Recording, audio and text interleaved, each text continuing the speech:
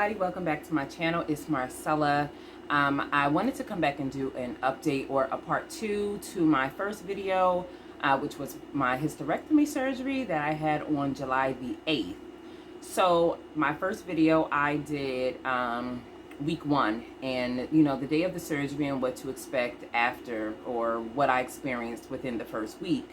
Today is Thursday, July 13th. Ooh, not July. Today is Thursday, August 13th. August 12th. Man, yeah, it's August 12th. Sorry about that. Today is Thursday, August 12th. So I am on week number 5 post-op. So I'm 5 weeks post-op, okay? So I'm just going to review what I've experienced week 2, 3, and 4. So if you see me looking down, it's because I wrote some notes because I don't want to forget anything. Okay, so my pain level, let's start with that. So I've already expressed in video number 1, which if you haven't seen it, go back and watch video part 1. But what I experienced as far as pain was the day of the actual surgery, coming out from under anesthesia. I was in really bad pain. But once they started giving me like the oxycodone, of course, it was controlled pain, and I hadn't felt any other pain like that since that day. Once I got home, I constantly had my Tylenol and my ibuprofen in rotation every 6 hours so that I wouldn't experience any pain. I really didn't want to, well, the Tylenol was only 2 days. The ibuprofen was supposed to be for 7 days. I was trying to not take the ibuprofen for too long because I feel like the ibuprofen was contributing to my gas. We'll get to the gas, those gas pains.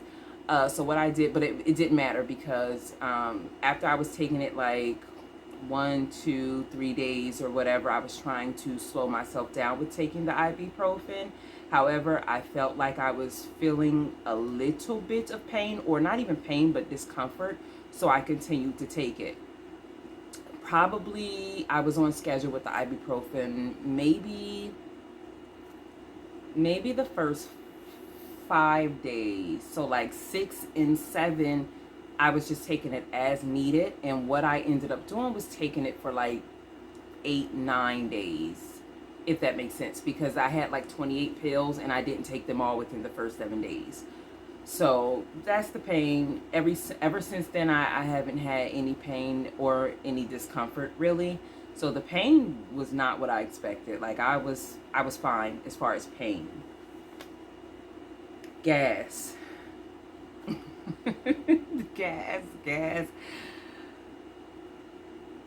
The gas is painful. It wasn't even bubble guts. It was more or less like it was just sitting there, like it needed to. This is TMI. It was like it needed to come out, but it couldn't come out, or there was nothing to come out. I'm just gonna keep it real. My butt hurt. My butthole hurt. It hurt. Okay. I did take the Gas X, which didn't matter because I don't even think it worked. They did give me Miralax. I don't know if it worked. My mom was telling me to drink tea. I didn't do that. My dad made this concoction of like baking soda and hot water. It was disgusting. Nothing worked. Over days and over time, like I say, like a week and a half to 2 week mark, I was going to the bathroom, passing, daily, and eventually the gas pain really just kind of left, which thank God, because it was too much. It was just too much. So if you're experiencing this or any gas pains or anything like that, I guess you would just kind of find out or figure out what works for you. That's all I can tell you with that. It was terrible. My experience, it was terrible. Okay. My appetite. So I actually lost weight. When I went into surgery, I was 212.8. Right now I am 201.4. I lost 11 pounds. My appetite was really minimal. Like I just wasn't interested in eating. So I've been eating very small meals, if anything at all. Sometimes I'm only eating like once a day. So I lost weight. What else? Weight loss. Okay, so the swelling. My lower abdomen was swollen. Of course, obviously after surgery, it's going to be swollen, and it was kind of hard. Not super hard, but just firm to the touch. Over these last 5 weeks, the swelling has gone down significantly. I can press on my stomach with no problem. It doesn't hurt or anything. I don't have any pain. So the swelling has gone down, which made my stomach go down, because my stomach actually did go down. I know in the first video I said it didn't, but maybe I just needed to heal a little bit more. It definitely has gotten flatter. So I'm happy about that. Okay, so in my first video, I kept saying that I kept feeling a burning sensation on the on the right side of my incision, and I kept thinking that it was the shot that they gave me in my stomach when I was in the hospital. That wasn't it. My cut did open a little bit. Again, they closed my incision with Dermabond, and at some point, well, it had to be by day 2, because day 2 I was still in the hospital, and that's when I first started feeling that burning sensation. So I'm assuming it must have opened up a little bit, yeah, by day 2. Now, the nurses did look at me when I kept saying something is burning, it hurts, something is burning, and they didn't see it. However, I'd say probably like somewhere in week 2, maybe 2.5 weeks, my husband had finally, like, he was already looking at my incision and he was helping me clean it, and when I get washed or whatever. But I think he really was like looking, and he said, oh, part of something right there is pink, and it's like, oh, your skin opened up. So that's what that burning was, y'all. It opened up a little bit. I don't feel the burning so much anymore, because my incision has healed, at least externally it has. I know internal it's going to take up to like 12 weeks or whatever. So it has healed, so I don't feel that burning. But every now and again, I do feel a little discomfort around my incision. And I think that's just a part of the healing process, but it's not painful. Oh, numbing. So, let me say this first. On Wednesday, August 4th, I went to my post-op visit with my surgeon. And let me just tell you guys my concerns that I had with her. So I had to talk to her about first numbing. I expressed this in the first video. My inner left thigh is numb. It's like a huge area that's numb, and it's numb to the touch.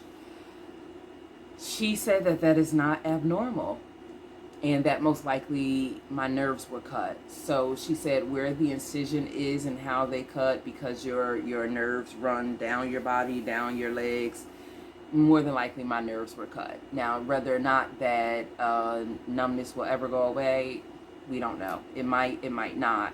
Now, my leg, I can feel my hand touching my leg a little bit more than the first day, but it's still very numb, and I don't like that. I want my nerves to come back. Do something. So I don't know if I have to live with it for the rest of my life. I don't know. So what else did I express to her? Okay, this is crazy right here. This what happened to me freaked me out. So after the surgery, I didn't have much bleeding. Okay. It was really nothing. Even when I was going to the bathroom after I wiped myself, there was nothing. Now, had I not had this surgery, my cycle was due to start again on July 30th. The crazy thing is, on July 30th, what I thought was spotting. I started spotting. That's the only way I can describe it. When I stood up and got out of the bed, it was like a rush. You know that feeling, ladies. You know what I'm talking about. It was probably only like a tablespoon, but still, I was like, oh my gosh. But then when I looked, it was like really, really, really light pink. Like extremely light pink. And then that was the only thing I felt that day. And then like day 2, 3, and 4, it was more or less just when I wiped myself after I go to the bathroom, it was just like really light, a little bit of spotting. So I expressed that to my doctor. I'm like, but my cycle was supposed to come on July 30th. If I would not have had this surgery. And she's just like, no, it wasn't spotting. And I'm like, okay, what was it? She's like, you don't have a uterus, so you wouldn't spot. You're not going to get a cycle. She said, no, it has nothing to do with it be on July 30th, and that would have been the day. She said, your uterus is no longer there. But what she said it was an indication was that my cervix was still healing. So that's why I was having that. I don't even know if it's considered a discharge. I guess I'm just going to call it bleeding. I was having that bleeding because my cervix was in the process of still healing itself. Why it chose that day, I don't know. Why I didn't bleed 2 weeks prior, I have no idea.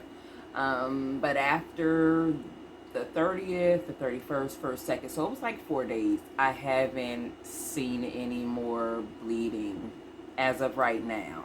So I'm guessing maybe I won't experience that anymore. I don't know. Let's see. And what else? Oh, so she looked at my incision. So my surgeon didn't actually do a physical exam, and I thought I was going to get a physical exam, but apparently I guess I don't need one. She did just check my incision. She told me it looked good, it's healing fine, it looks good, and that if I would like, I can start to use any type of cream for like cuts or bruises to heal properly. So I'm going to go ahead and order some Mederma, and I hope that that can help it, because my incision keloid a little bit. So it's like a little raise over the cut. And so I'm just going to try to see, I'm going to use something to see if it can, I don't think it can completely disappear, but at least try to improve what it looks like. Okay. So my surgeon also told me that I do not have to see her anymore. When I went to see her, I was 1 day shy of being 4 weeks post-op, because I didn't have any major, like nothing is wrong. Like I feel great. Like I'm up, I'm walking, I have no issues with anything. I'm pretty much back doing my daily routine. I'm cooking, I'm cleaning, I wash dishes. I've been out the house several times, going places, walking, standing. Nothing is bothering me. No shortness of breath, no pain, no anything. So she told me I don't have to see her unless something is happening, unless something is going wrong, and then I can come back and see her. But as of now, I'm good to go. Of course, obviously, no sexual activity until 6 weeks is what she said. I'm a little nervous about that, so I might actually wait until the 8-week mark, which will be September the 2nd. We'll see.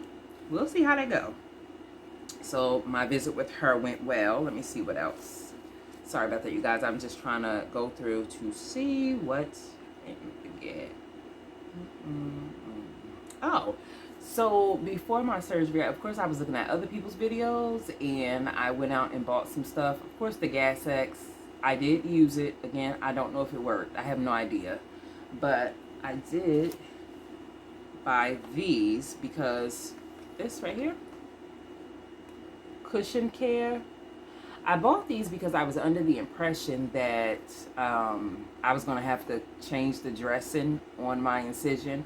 But actually, the next day after my surgery, they took the dressing off and said, don't cover it, like leave it be. So I didn't even need these.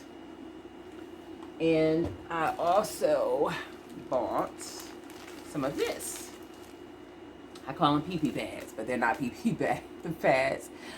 I bought these because I didn't know what to expect. So I think I assumed that I was going to be like bleeding all over the place and crazy. So the first day I came home from the hospital, I put one of these down over my sheets on my bed, and nothing ever happened. So it's still a full pack. I don't need them. Okay. But let me see, you guys. I think that's it. Pain level, gas, no swelling, overall. So yeah, my overall feelings is that I feel good. I feel great. I don't have any problems. I kept my blood circulating just fine. Because I think I said it in video number 1, I was getting up walking around because I don't play around with no blood clots. I don't play around. And I know I think like after you have a major surgery, you should always be aware of blood circulation up to 12 weeks after the fact. So I'm very well aware of things like that. And, you know, my body is still currently healing itself. I didn't expect anything to go wrong because I expect my body to do what it's supposed to do. And it did. And it's currently doing it. So, again, I'm feeling good. I can do a backflip. I can't do no backflip, child. But yeah, I'm feeling really good. So I just wanted to do this part 2. If anybody has any questions or any advice to what to expect beyond 5, 6, 7 weeks, drop it down below. Talk to me. Tell me about your experience. If I can answer anything, of course I will. And that is it. So I want to thank you all for watching. And again, if you didn't see part 1, go look at part 1 first. And then watch this video if you're currently experiencing a hysterectomy or you're in the process of having that surgery done. Again, my hysterectomy was done on July the 8th, 2021, and they removed my uterus, my cervix, and my fallopian tubes. I do still have my ovaries, so I still have my hormones and all of that good jazz. I'm not going to experience, menopause anytime soon. I probably got another 10 years before I experience anything like that. Maybe 10 plus years before I experience that. And overall, I'm just feeling good. I'm glad I did it. It was a long time coming. I have been suffering with fibroids and heavy bleeding for about 11 years. So it was long overdue for me to have this surgery. I was content with having the surgery because we're not having any more children. I have a daughter who's going to be 20 years old on August 17th, and my son just turned 11 in July. So I'm done having babies. I don't feel any different. I don't feel less of anything. I don't feel any of those feelings, you guys. Like, my mental is so good. Like, I don't feel anything. I'm just excited that I can take vacation and go swimming anytime I want to, and I don't have to try to plan my calendar or what I do around my cycle. I'm so glad I'm done with that. Like, I'm so glad I don't have to worry about staying in the house because if I go out, an accident might happen. Those days are long behind me, you guys. So anyway, like I said, thank you so much for watching. Like, subscribe, comment, all of those good things. I have a lot more content coming, especially because we have a big move coming. So we're moving to Florida, and that'll be in the next video. I ain't gonna do that here. But anyway, thank you. Bye.